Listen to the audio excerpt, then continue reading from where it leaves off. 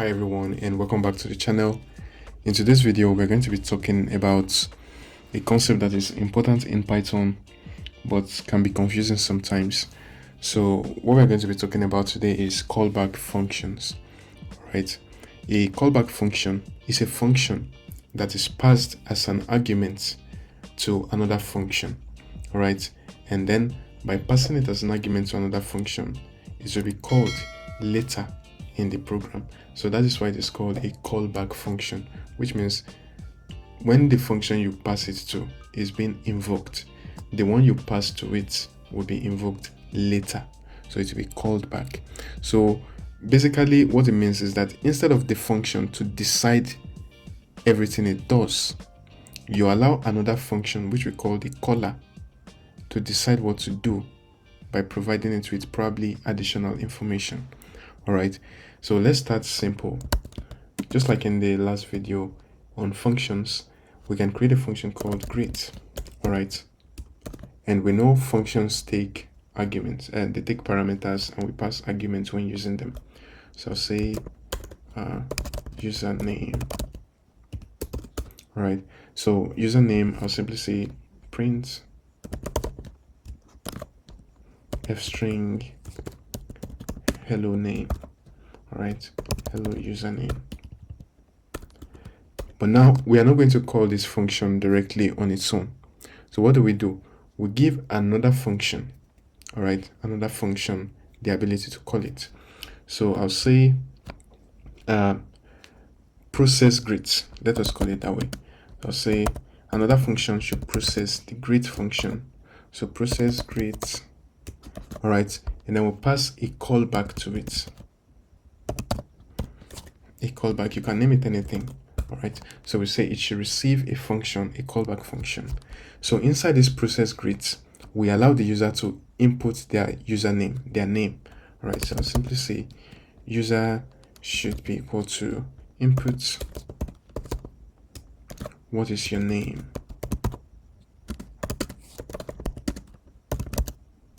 What is your name?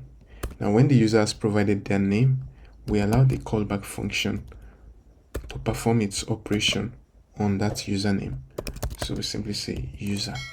All right, so now we come outside here and do process greet,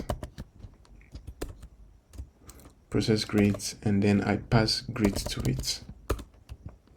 All right, so let's run the program and see what happens. So it asks me what is my name. Remember, the function that asks what is my name is this process greet. So at this point, the function we invoke is process greet, and we are currently at the instruction at line 6, which is asking me what is my name. All right, now I'll pass my name to it.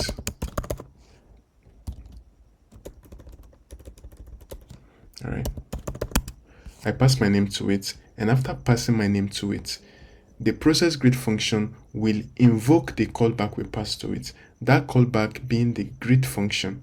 So that greet function will now say hello to my username. So now when I enter, I get hello Cornelius. So process greet takes my name, then the greet function itself says hello to the name that I passed to it. All right, now you might ask, why do we need callback functions? Callback functions allow our program to be flexible and very customizable, and I'm going to show you examples now as to why it makes our program flexible. All right, you can also use it to separate logic from behavior, all right, to allow you create programs that are very reusable. And sometimes you also need to trigger one part of your program after a certain process finishes. All right, so in this case, before we invoke the greet function, we allow process greet to take the username first. So it is only after taking the username we say callback and we pass that username to it. All right, so let's see another example that is much more useful than this one. All right, I'll create different functions. I'll create one called add. All right, so I'll pass two parameters to it, a comma b. Now simply return a plus b. All right, then let's create another function. We can call it multiplication, I'll just say mul. We would also do a comma b, then I'll do return a multiplied by b. All right, so now we are not going to use these functions directly. We want to create another function that performs calculations. All right, in fact, let's add one more. So I'll say subtract sub, then we also do a comma b. All right, so we'll return a minus b. Okay, so now we'll create the function that will actually make use of these three: add, multiplication, and subtraction. So I'll create another function, def, I'll call it calculate. All right, so it is this calculate function that we actually perform what we need to perform. So I'll say calculate a comma b. It also takes two parameters, all right, which represents the parameters we pass to these other three functions. Then we also want it to be able to take a callback function. All right, so I'll call my callback function. So inside our callback function, we say the result should be equal to whatever. In fact, let me change the name. All right, to, I'll say function operation. All right, maybe this name will make it easier for you to understand. So I'll call it function operation. So result should be equal to function operation. All right, whatever function we pass to calculate as a callback, the result should be equal to the operation that that function performs. So if we pass add to it, it will perform an addition operation. If we pass multiplication to it, it performs a multiplication operation, and so on. So we do function operation a comma b. All right, and now we'll print out results. So I'll do print the result is results. All right, so now we can go ahead and do calculate. For the addition, I'll simply say, so I'll do, okay, let's just say calculate 6, 6,4. All right, and I'll pass the addition operation. Let's just do this 3 times. So in this case, I'll do multiplication, and for this one, I'll do the subtraction operation. Right. So when I run it now, you see what is your name? Let's just write John.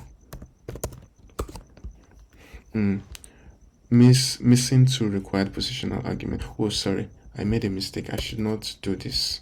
All right. So now I'll run it. I'll just write some. So good. Now you see, when we finish running our program for the calculate, when we pass add to it, all right, when we pass add to it, it performed an addition operation. So 6 plus 4 is 10. When we passed multiplication function to it, it performed the multiplication operation. So 6 multiplied by 4 is 24, of course. And then when we pass subtraction to it, it performed a subtraction operation. So the result is 2. All right, so it allows us to pass things to it as much as we want. Now, there are some times you do not necessarily need to create these functions beforehand, like the add, multiplication, and subtraction. All right, you can simply add them on the go. All right, so I'll say, let's create another function called compute. All right, so I'll say def compute should be, I'll say def compute should be equal to a comma b. Then of course we want to pass our callback function to it.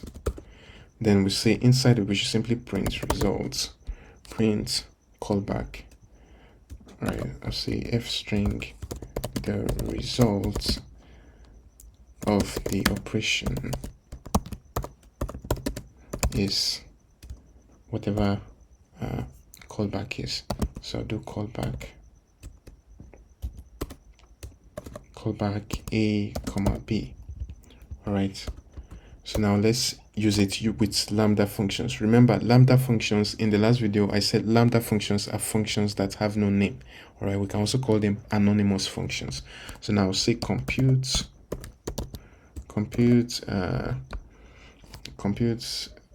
70,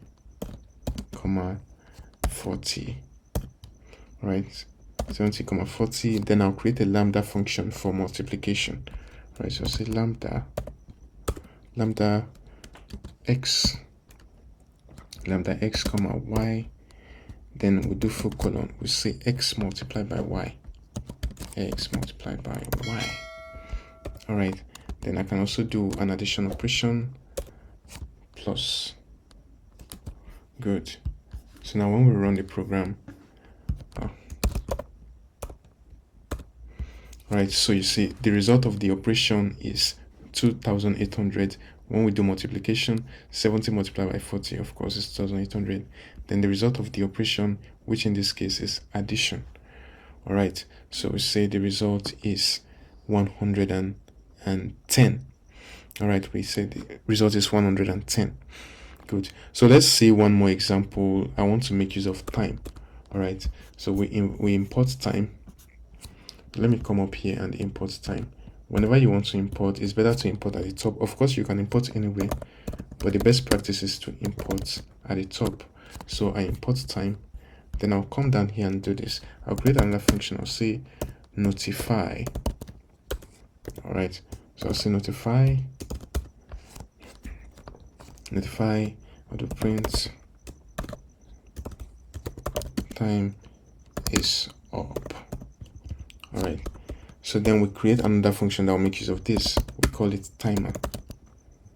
All right, so imagine you set the timer.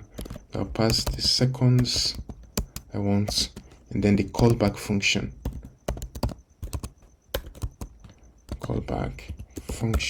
So inside it we'll say print. I'll do f string waiting for whatever seconds.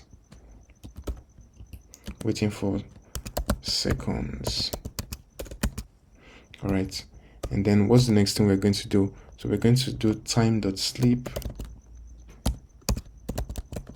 So don't worry if you don't understand time. I'm still going to make a video to explain everything about how to use time. Then we now do the callback. All right, so I invoke it. So now let's say, so we give the timer 5 seconds, right? So timer 5 seconds, and then the callback we want to give it is to notify. Right, so we pass notify to it, and now when you run the program, oh my god, I still have to do this again. Waiting for 5 seconds. So it waits for 5 seconds, then we see time is up. All right, so after waiting for 5 seconds, the callback function is invoked and we get time is up. So that's all for this video. I hope you really understand what we did here, and if you find this video helpful, do make sure to like the video and subscribe to the channel. Thank you so much for watching, and I'll see you next week. Bye for now.